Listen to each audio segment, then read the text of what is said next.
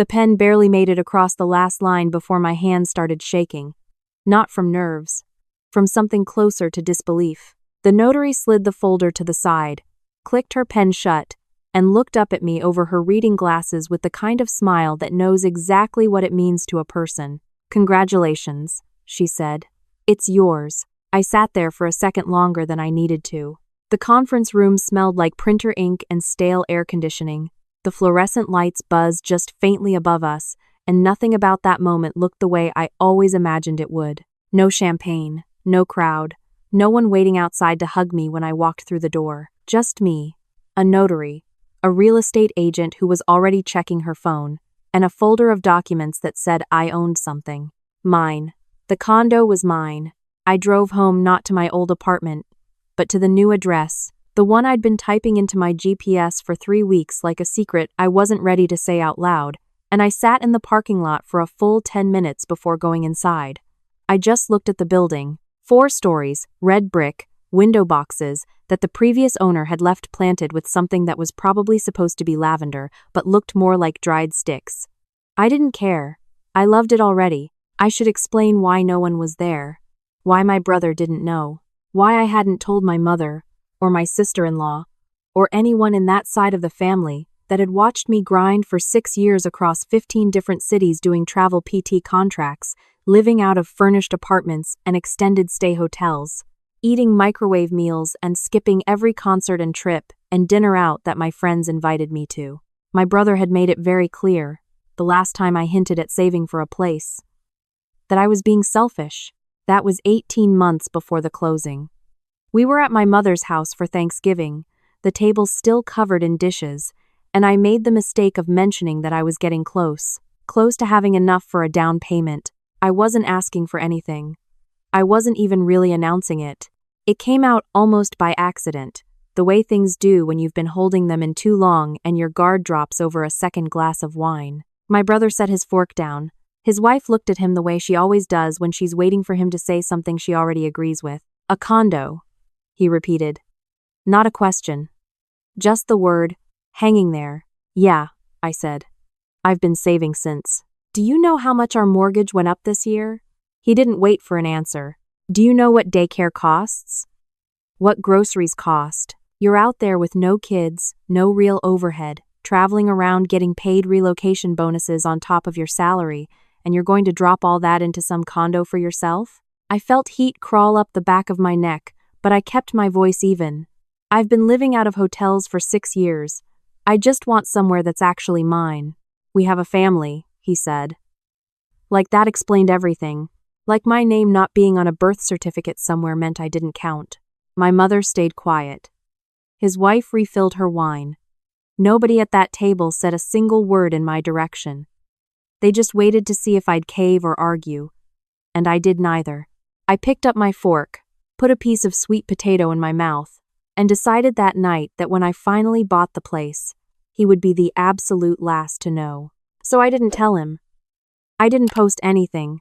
I kept my social media vague, the way I always had when I was on assignment somewhere new. I called my best friend from college and made her swear on her cat's life that she wouldn't say a word to anyone who might circle back to my family. The only other person who knew was my realtor, and she was professionally obligated to keep her mouth shut. When I carried the first box through the front door of that condo, I did it alone.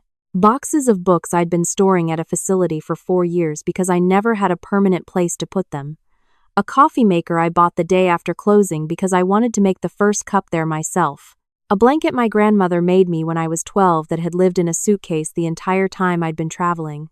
I put the blanket on the couch, made the coffee, and stood at the window watching the street below in the late afternoon light. A man walked his dog. 2 kids raced each other to the corner. An older woman across the street was carrying groceries up her front steps in 2 careful trips. It was so quiet. Not the hollow quiet of a hotel room that 100 strangers had slept in before you. The kind of quiet that belongs to you. I gave myself that first week, just to settle. I painted the bedroom a color I'd been saving on my phone for 3 years. I hung shelves. I bought a rug that I picked out entirely based on what I liked, not what was included in some furnished rental package. And every single night I locked the door, checked it, and felt something unclench in my chest. I met my neighbor on my 4th day. She was coming up the stairwell just as I was going down, and we almost collided at the landing. She was somewhere in her late 60s, carrying a canvas bag full of library books, and she looked at me with the kind of frank curiosity that only people who've lived somewhere for a long time can get away with. "You're the new one," she said. "I am," I said. "I just moved in. I'm right next door." She nodded toward the door at the end of the hall.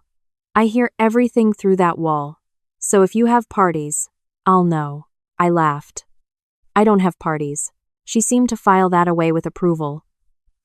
"Good. Neither do I." We introduced ourselves properly after that. Her name was Donna, and she'd lived in that building for 11 years. She knew which buzzer stuck, which elevator button you had to press twice, and which neighbors were worth saying good morning to and which ones you just nodded past. Within a week she knew I was a physical therapist and that I traveled for work. Within 2 weeks she had my cell number in case anything came up with the unit while I was gone. I gave her the emergency key. That part matters. I want to be clear about when and why I gave it to her, because of everything that came later. She was reliable, she was right next door, and I trusted her. If a pipe burst or a package got delivered that needed to be signed for, she was the person I wanted handling it. Not my brother. Not anyone in my family. Donna. I also changed the locks the week after I moved in, as a matter of habit. New place, new keys. I'd read enough horror stories about keys being copied by previous owners or contractors. The locksmith came on a Tuesday, swapped everything out, and I handed the new spare to Donna that same afternoon. My brother found out I'd bought the place the way I should have expected through someone else's carelessness. A college friend posted a photo from the small housewarming I eventually let myself have. Nothing big. 5 people, a cheese board, the good wine I'd been saving. Somebody tagged the building in the location. My brother follows that friend. He saw it within the hour. The first text came in while I was washing dishes after everyone left. "Nice place. Didn't know you bought something." I dried my hands. I thought about how to respond for a moment, then put the phone face down on the counter and went to bed. By morning, there were 4 more messages. "When were you going to say something? Mom's upset you didn't tell the family. I get that you wanted your space, but we're still your family." And then, the one that landed like a stone in still water. "The kids would love having somewhere to come on weekends. You've got a guest room, right?" I didn't answer any of them. I made coffee, stood at my window, and reminded myself that this was exactly what I had expected. He wasn't reaching out because he was happy for me. He was doing reconnaissance. He showed up 3 days later. I heard the buzzer and looked at the intercom camera, and there he was, standing out front with his wife beside him, and both kids crowding behind them. I took a breath, then I buzzed them in, because refusing to answer felt like making a scene, and I wasn't ready for that yet. He walked through the front door of my condo, and did the same thing I'd watched him do at other people's homes for 30 years. He looked around slowly, pricing everything. His eyes swept the shelves I'd built, the rug I'd picked, the view I paid extra for. "It's smaller than I pictured," he said. "It's plenty big for me," I said. His wife had already drifted into the kitchen. "Is this quartz?" She ran her hand along the counter. "It's the countertop that came with the unit," I said. "Can I get you something to drink?" His son, he was 9. All elbows and noise ran down the hall before I could stop him and started opening doors. I followed quickly, redirecting him back to the living room with the calm firmness I use on patients who aren't doing their exercises. His daughter was better, quieter, but she kept touching things. My brother eventually settled onto my couch like he was testing the cushions for a purchase of his own. "You should have told us," he said. "We could have helped you move. We could have been here." "I handled it," I said. "That's not the point." He looked at me the way he has since we were teenagers, like I'm always missing something obvious that everyone else can see. "You shut us out." I kept it private until I was settled. Private. He said the word back at me the same way he'd said condo at that Thanksgiving table. Like it was a character flaw. "You know what would have been nice? If you'd thought about us when you were looking, you could have found something with an extra room the kids could actually use." Instead of he gestured vaguely at my space, at the home I'd spent 6 years building toward. This. I felt the words forming that I'd been holding back for 18 months. I let them stay where they were. I bought what I wanted, I said. This is my home. He left about an hour later, his wife quiet and his son somehow louder than when they'd arrived. At the door, he turned back with an expression I recognized, the one that means he's decided something. We'll come back when you've got the guest room set up, he said. The kids could use a city weekend. I smiled at him the way you smile when you're not actually smiling. Then I closed the door, stood in the silence of my hallway, and listened to his footsteps disappear down the stairwell. I walked back to the kitchen and noticed immediately. My keys had been on the counter near the door. They were still there, but something was off. I'd been moving through small spaces my whole adult life, and I know where I set things down, the same way I know which cabinet I put the mugs in without looking. The angle was wrong. The keyring was facing the other direction. I picked them up. I checked each key carefully, the way I'd learned to do after 6 years of building access fobs and complicated rental situations. The condo key had a faint mark near the bow, a thin, shallow impression that wasn't there before, barely visible. Easy to miss if you weren't looking for it. I set the keys down and stood there for a long moment. Then I called my locksmith. He came the next morning. I had him change the locks again, and I told him why. He listened without judgment, and then suggested a deadbolt with a different mechanism, harder to impression. I said yes to all of it. I also went that afternoon to a security store and bought 2 small cameras for inside, one in the living room aimed at the front entry, one in the kitchen angled toward the counter, and I installed them myself following the instructions on my phone. I synced both to an app that sent motion alerts directly to me. I gave Donna the new spare key that evening and told her what I suspected. She didn't seem surprised. I've seen families like that before, she said. They don't see a door. They see an opening. A week later, I left for a 6-week travel contract in Phoenix. It was the longest assignment I'd taken since buying the place, and I almost turned it down. But the money was excellent, the timing was right, and I'd put locks on the locks. I told myself I'd done everything I could do. The first 4 weeks were quiet. Motion alerts, occasionally a bird outside the window, shifting light, once what appeared to be a reflection from a car passing. Nothing that concerned me. I settled into the Phoenix rhythm, work, the gym, a few good restaurants I discovered on my own. Video calls with Donna to check in. Then, on a Thursday night in week 5, my phone lit up at 11:14 p.m. It was Donna. Not a text. A call. There are lights on in your unit, she said, quiet and direct. Music, too. I knocked twice. No one answered, but I could hear voices. I sat up in my hotel bed, and my whole body went cold. How many voices? I asked. More than 1 or 2, she said. I'm sorry. I know it's late. Don't apologize. Thank you. I'll handle it. I opened the camera app before I even got out of bed. The living room feed loaded slowly, the way it always did when my hands were moving too fast. Then it cleared. My couch was full of people I didn't invite. My lights were on. Someone had pushed my coffee table to the side to make more room. My brother's wife was at the kitchen counter with a bottle of wine I recognized from the rack I'd left in the pantry. My brother was in the armchair I'd bought with my first paycheck from that original travel contract, the one I'd almost sent back twice because it felt too extravagant, leaning back with his feet up like he'd sat there 1,000 times. His kids were in the hall. I could hear them on the audio, running, a door slamming, laughter echoing off the walls I'd painted myself. Someone had brought food. There were takeout containers on my dining table. People I didn't recognize at all were standing near my bookshelf, drinks in hand, talking. I watched for maybe 30 seconds. That was all I needed. I set the phone on the nightstand, took 2 slow breaths, and then I picked it back up and dialed. The dispatcher answered on the second ring. I told her what I was seeing. I gave her the address. I told her I was the owner, that I was out of state, that I was watching live through security cameras, and that I had not given anyone permission to enter or use the property. Can you identify the people inside? She asked. Yes, I said. They're my family. She didn't react to that the way most people might. She just confirmed the address, told me officers were being dispatched, and asked me to stay on the line. I watched the whole thing on my phone in a Phoenix hotel room in my pajamas. The knock hit the door at 11:41. I saw the living room go still, conversations stopping mid-sentence, heads turning. My brother stood up slowly. He walked to the door with the careful posture of someone who thinks they have a right to be where they are. He opened it, took in the officers, and then I watched his face do something I don't think I'd ever seen it do before. It went uncertain. The conversation at the door was short.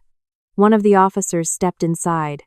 I watched my sister-in-law set down the wine glass. I watched my brother hold up both hands in that way that means this is a misunderstanding before anyone has asked him a question. I watched his kids get ushered to the hall. The dispatcher confirmed officers were on scene and asked if I needed anything else noted. Yes, I said. Please note that entry was unauthorized and that I had changed the locks twice. Anyone inside had no legitimate key issued by me. Noted, she said.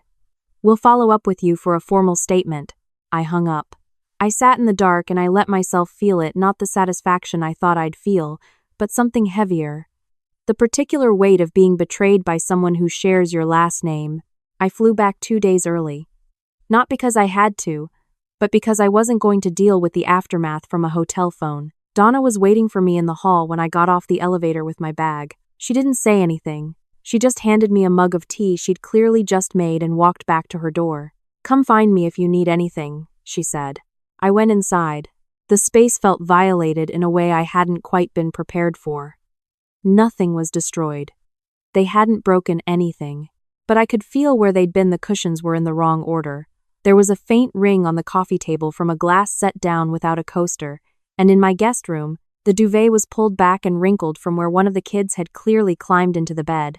I got trash bags from the kitchen and started cleaning. I threw away everything they'd left. I washed every dish, wiped every surface. I remade the guest room bed with fresh sheets, and then I closed the door and left the room alone for a while because I couldn't quite stand to look at it yet. My brother called 4 times that first night. I let every call go to voicemail. His messages progressed in the order I'd already predicted. The first was conciliatory, we need to talk, there's been a misunderstanding. The second was defensive, you didn't have to involve the police. That was extreme. The third was hurt, the kids are upset, is that what you wanted? The fourth was quiet, almost small, and he said only that he was sorry, and he wanted me to call him back. I saved them all to a folder alongside the camera footage and the police report number. My sister-in-law texted me separately. She said they were stressed, that the apartment was too crowded, that she'd thought I wouldn't mind since I wasn't even there. She said the kids needed space and that families are supposed to help each other. She said I had so much and they had so little right now, and couldn't I understand that? I read it once, put the phone screen down on the counter, and went to make coffee. The formal process moved forward on its own timeline. The police report documented the unauthorized entry. When investigators followed up, they confirmed what I already suspected. My brother had a copy of a key, not a new copy, one that had apparently been made from the original set during his one and only visit to my unit. The same impression trick I'd noticed that night when the keys were at the wrong angle on the counter. He'd waited until I went to the bathroom during that first visit. That was all the time it took. The investigator was matter-of-fact about it. It's more common than people realize, she said. Soft mold, 30 seconds, hardware store cut. People assume it won't be used against them by someone they know. I told her I wanted to proceed with the trespassing report. She asked if I was sure. I said I was. He called again after that. This time his wife was on the line too, their voices overlapping each other like they'd practiced a strategy on the drive over or something.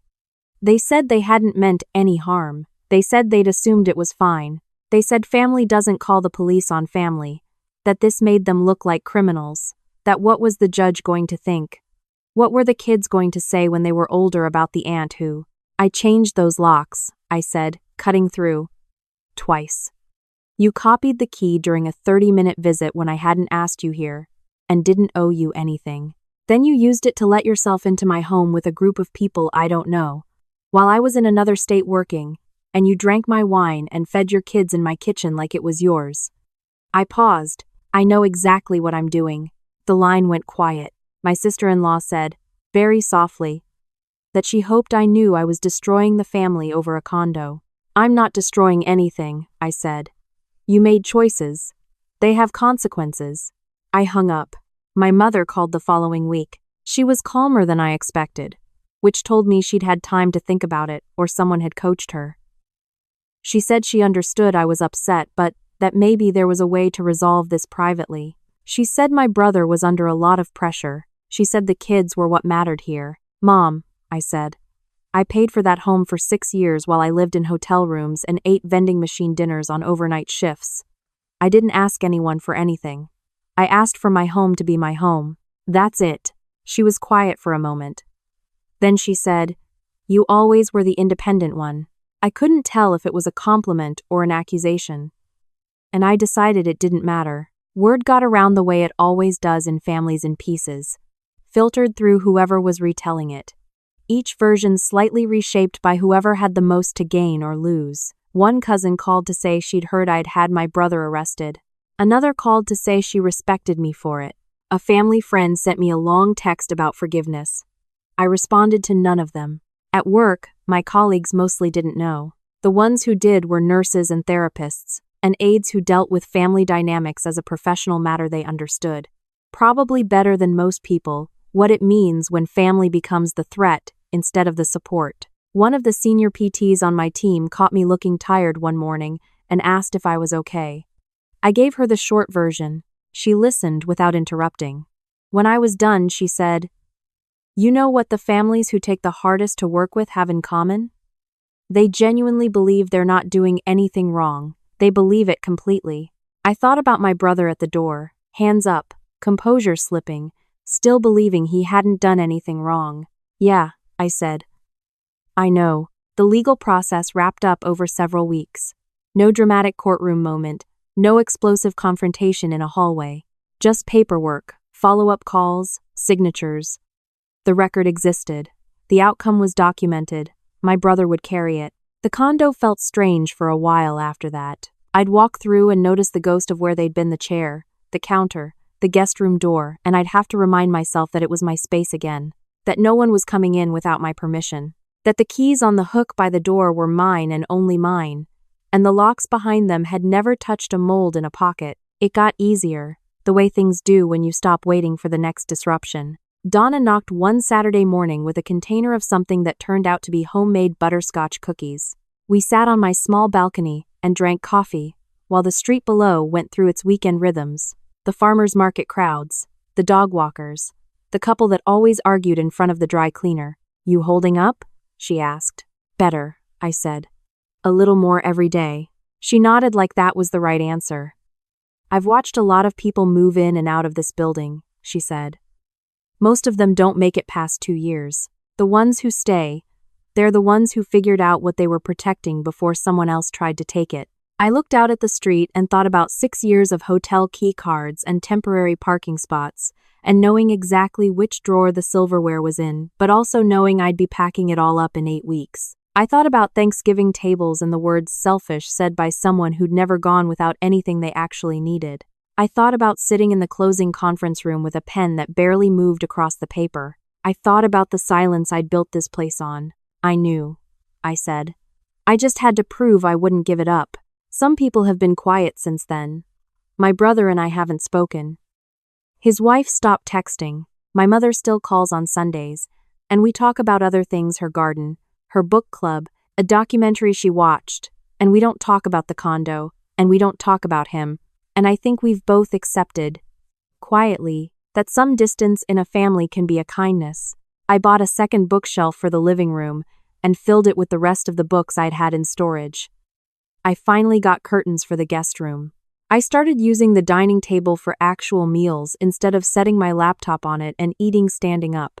Small things. The kind of small things that only matter when you know you're going to be somewhere long enough for them to matter. One evening, I stood in the doorway of my living room and looked at the space the way I'd looked at it that very first afternoon, all of it mine, all of it built from years of showing up and grinding and staying quiet when silence was the smarter move. Nothing glamorous about how I got here.